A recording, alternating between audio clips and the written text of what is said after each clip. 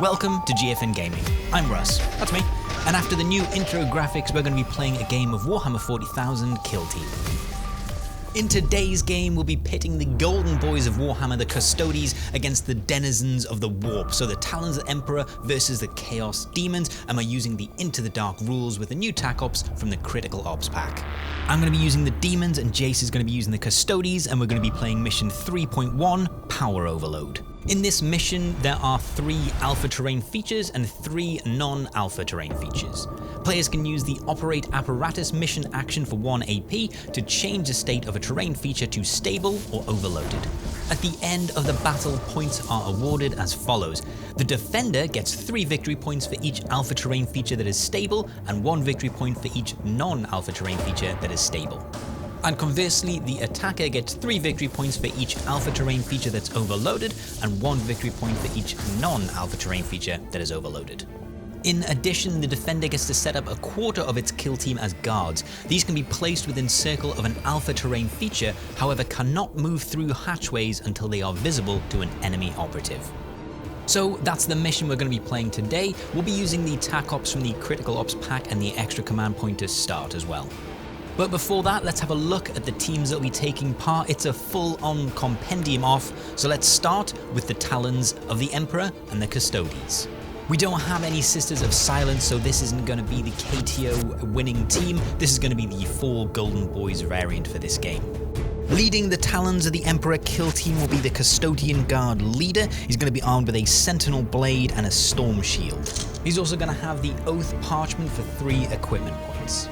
Next up for the Talons of the Emperor kill team will be a Custodian Guard warrior armed with the Guardian Spear. This Colonel Mustard looking is also going to be armed with a Tanglefoot grenade for 3 equipment points. And for no real reason at all, I've seemed to have basically done the exact same thing again. It's another Custodian warrior with Guardian Spear, and I didn't need to make this again because I could just say there's 2, but I've done it. So here we are. Lovely. He's also going to have a Tanglefoot grenade. And the last operative for the Talons of the Emperor kill team will be another Custodian Guard, obviously, armed with a Sentinel blade and a Storm Shield, and he's shouting. Not that he can use that in combat as a weapon, although it might, it would be annoying, right?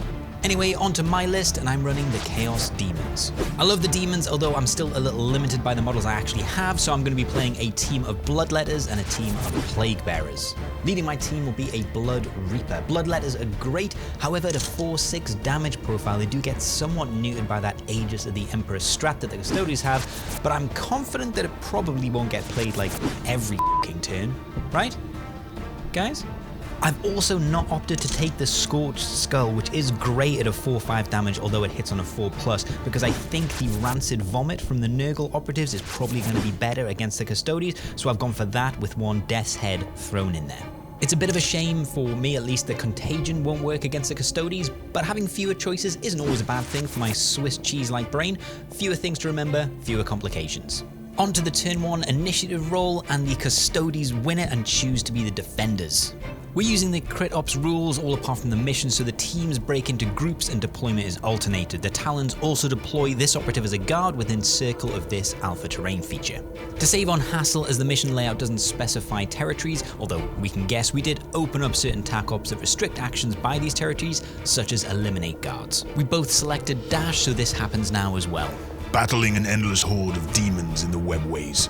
During the Siege of Terror by the War Master Horus Lupercal, a squad of Custodes are struck by a concussive blast of pure warp energy and propelled through time and space, re-emerging from the warp in the bowels of a space hulk.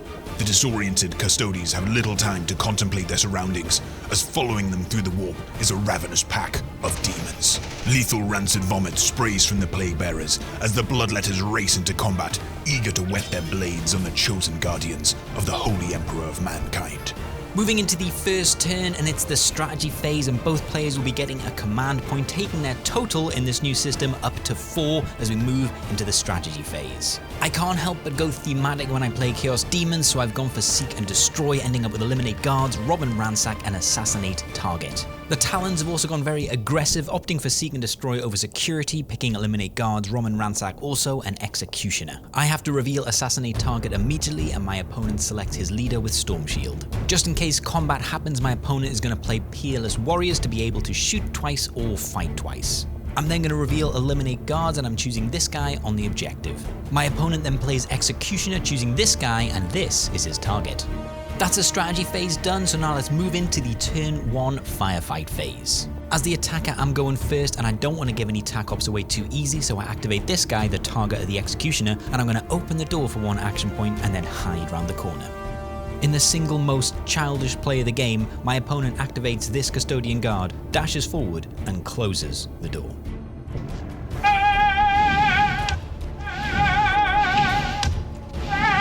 I'm not sure as to the tactical merit of the move, but it's one hell of a power play, and he then moves behind this barricade on the objective. Back to a confused me, and I activate this Bloodletter and race him forward. There's 3 objectives in this area.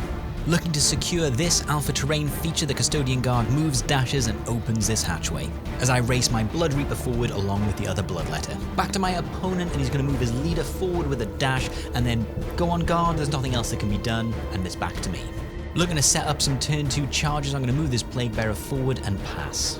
It's already my opponent's last activation of the turn. This Custodian guard is going to move and dash through this hatchway, and now he's in this room. Back to me for a while, my banner activates and then moves forward.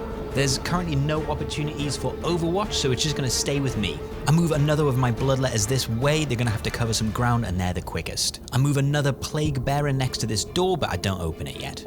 I send another Plaguebearer along with a move and a dash, trying to outflank the Custodian, but it's going to take a few turns. And with no blast, I just send another of these Bloodletters down this corridor.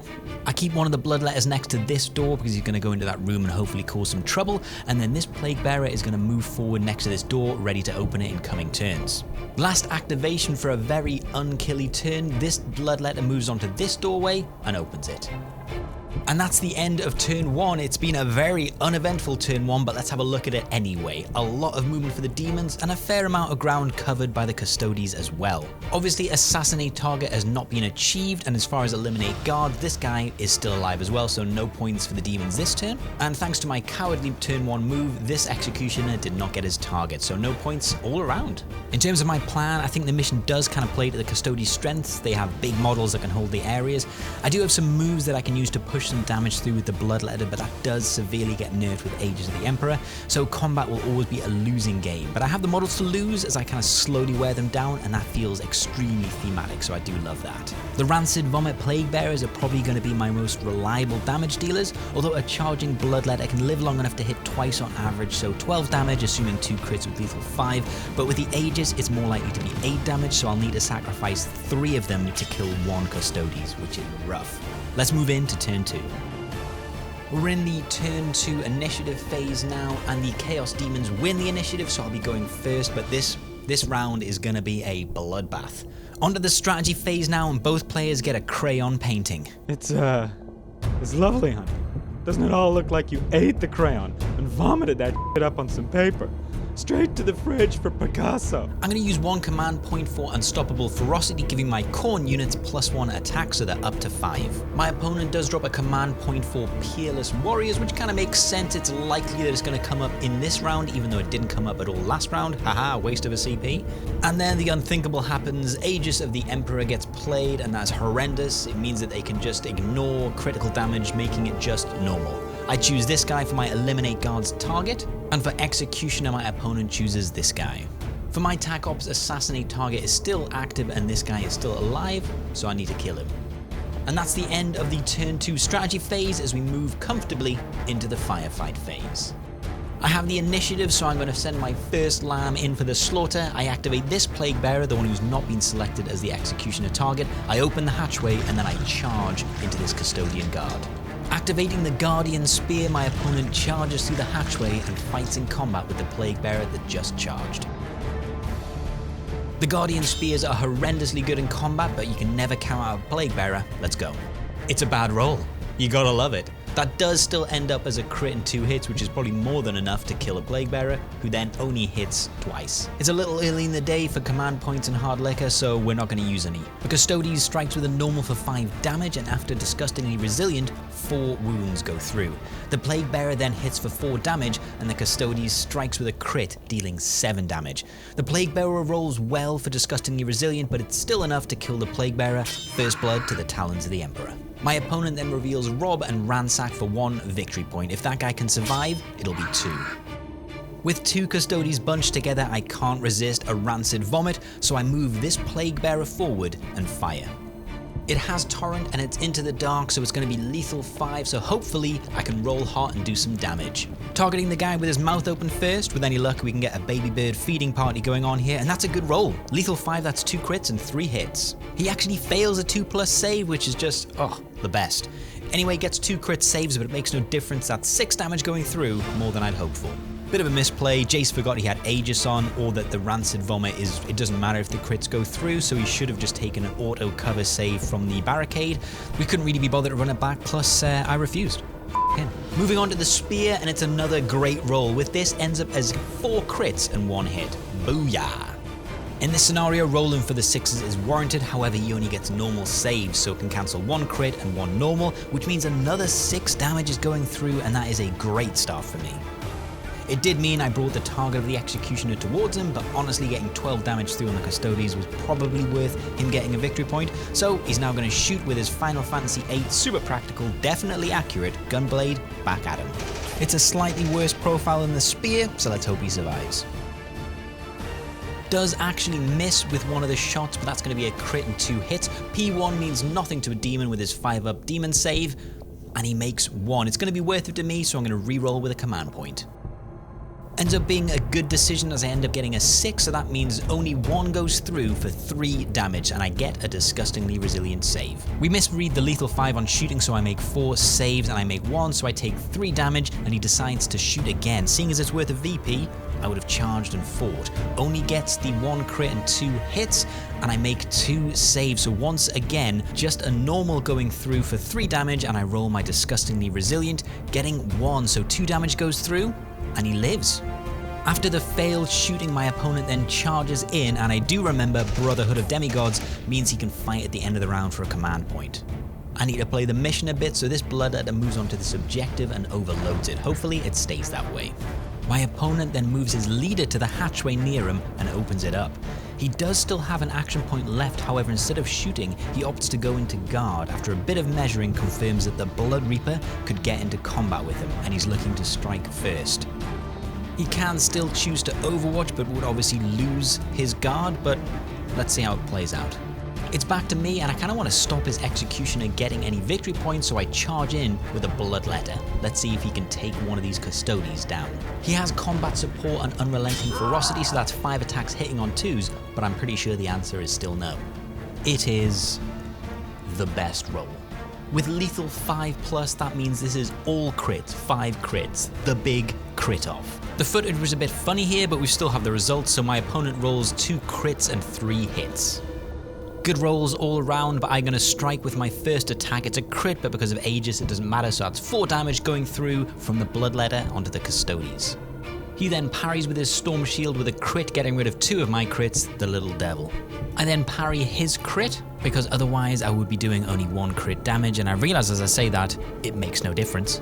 So anyway, he hits for 4 damage and it's back to me, and I strike with my crit for 4 damage and then it's back to him, and he's got enough damage there to take me out of action. So in total I do 8 damage. He rolled very hot, but with Aegis of the Emperor he was only really going to hurt the Custodes before he got taken down, and taken down he most certainly is. With that death, back to the Custodes activation, and this Guardian spear-wielding Custodian guard is going to race forward within 2 inches and shoot point blank into this Bloodletter. 4 attacks from the Guardian spear, hitting on 2s because he's a Custodes. And that's a crit and 2 hits. Needs a 5-up demon save, and doesn't get any, so that's going to be 15 damage going through, and it's more than enough to take care of a Bloodletter. That's another one of my more reliable melee units down, and that Custodes is firmly blocking access to that middle alpha terrain feature. It's back to me, and even though a Bloodletter is dead, I have a chance to kill a Custodes. I'm going to charge him with my Banner-Bearer. He's only got 4 wounds remaining. That's right, Mr. Shouty is close to death. I just need a single hit. And I get 4 single hits with 1 crit.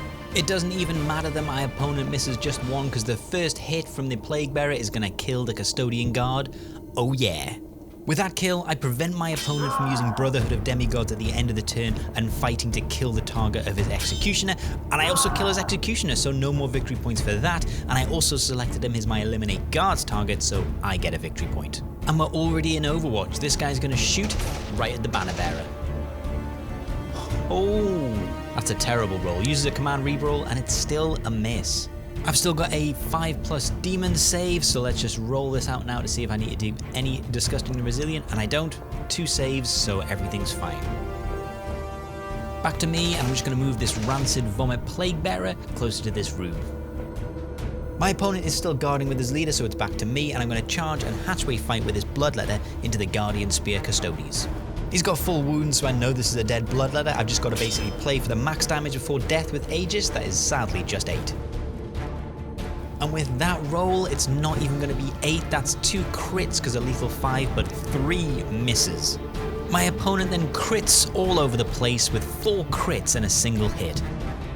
I then weigh up 1 command point versus 4 wounds off of Custodes in my brain and decide not to risk it.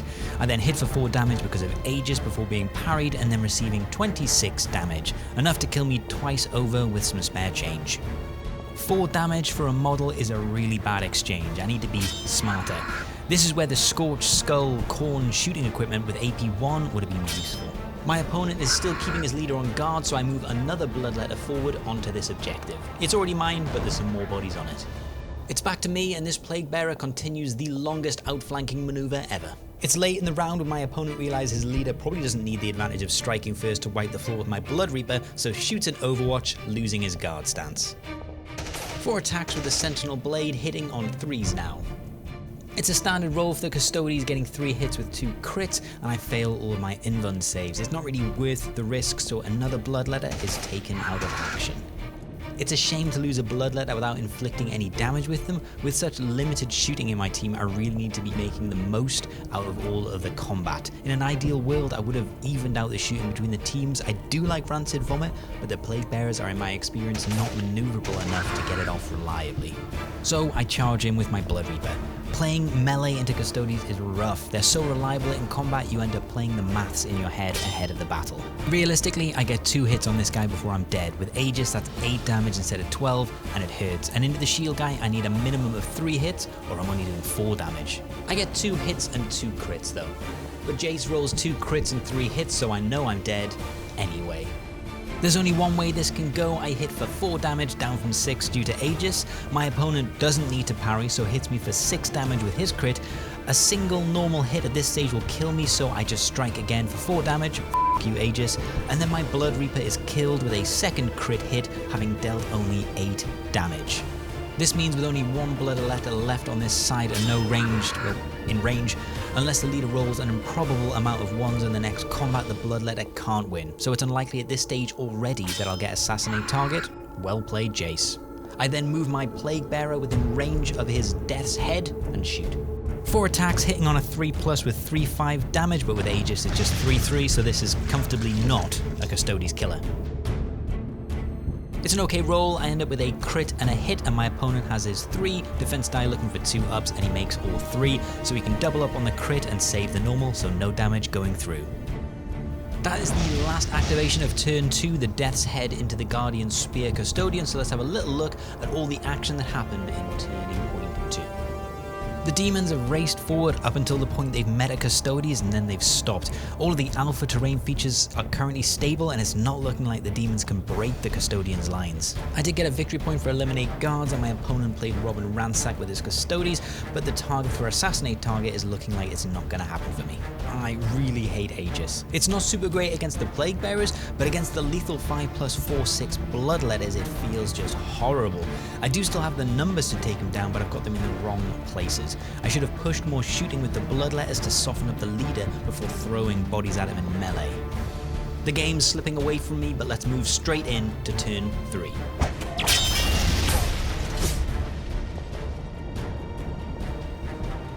We're into the turn 3 initiative phase, and after the roll-off, the demons have the initiative, so they'll be going first as we move into the strategy phase.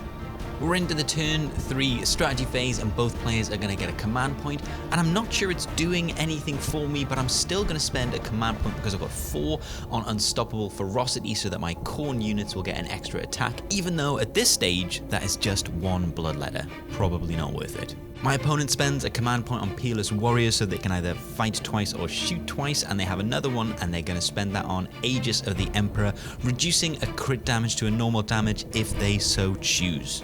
With a recap on my TAC op, Assassinate Target is still active, this guy's still around, and for Eliminate Guards, I don't have any options, so I can't play it. As for my opponent though, he has Eliminate Guards and will select this Bloodletter. Wow, I'm recording this in the morning and I've just had a slice of pink grapefruit and I can't remember why I did this to myself. Anyway, let's move on to the turn 3 firefight phase. I activate this Plaguebearer with Rancid Vomit and use Ephemeral Regeneration to get 2d3 wounds back, and that's 4, so he's almost back to full health. He is just within range for this by a bee's wiener, so he overloads it and then he's going to fire at the Custodians. Rancid Vomit time.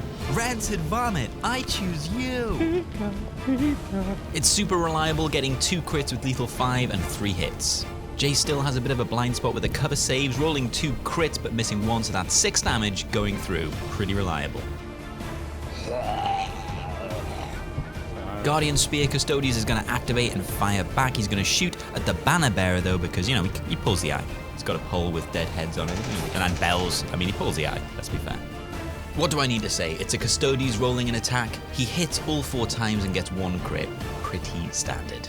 I've got a 5-up Invuln, and I made 2 of them with a 1 crit, so that's just going to be 6 damage with their 2 normals going through, and I've got Disgustingly Resilient, so let's see how that goes. I roll my Disgustingly Resilient save, saving 2, so only 4 damage goes through, so I'm on half wounds. And my opponent is going to shoot again, which sometimes feels like a trap, but he gets all 4 hits again with 1 crit, and I fail all my saves, so I have to roll a lot of Disgustingly Resilience. I just roll a few and die, basically.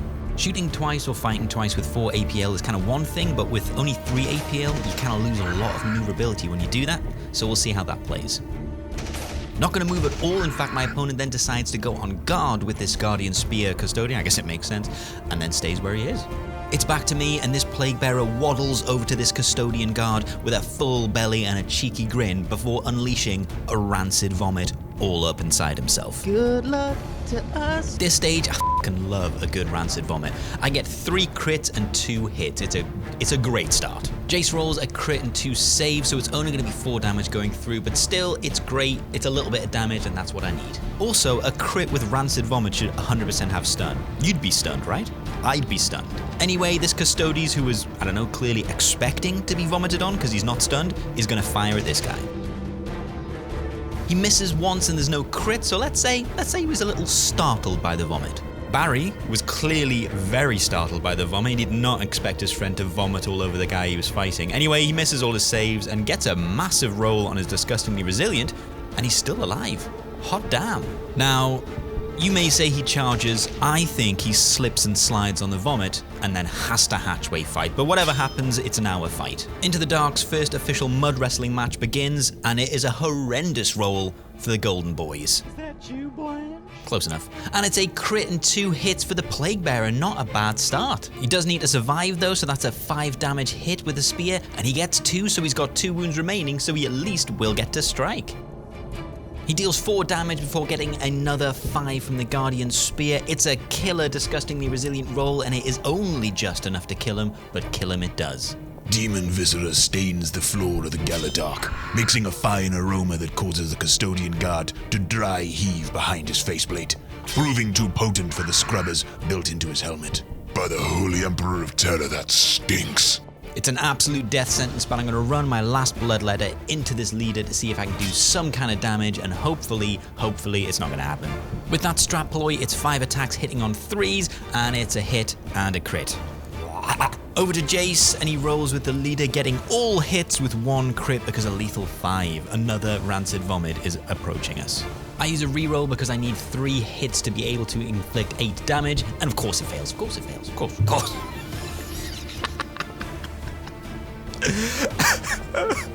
I deal 4 damage, and then my opponent parries and does all the damage, all of it, like 20 damage, and then I'm dead, obviously, twice over.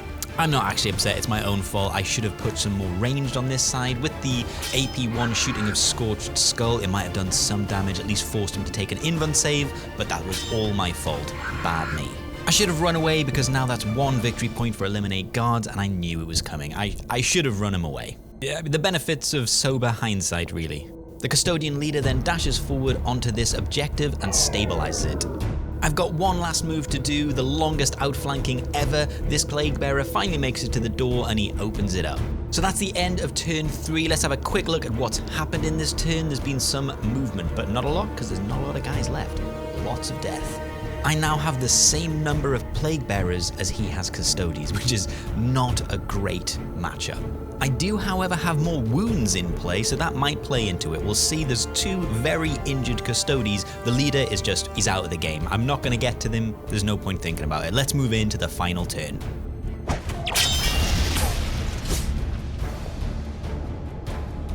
We're in the last turn, it's the turn 4 initiative phase, and it kind of feels like a bit of a bummer. I lose the initiative roll, and it's kind of all dependent on this turn. All the victory points get scored now, so it's however you leave this turn is how the game ends. We both get a command point, let's move into the strategy phase.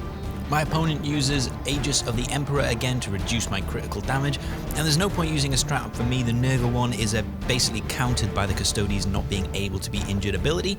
Assassinate target still in play, but I am abandoning the idea of getting that. For eliminate guards, there's no one I can pick, and for them eliminate guards they can select this guy.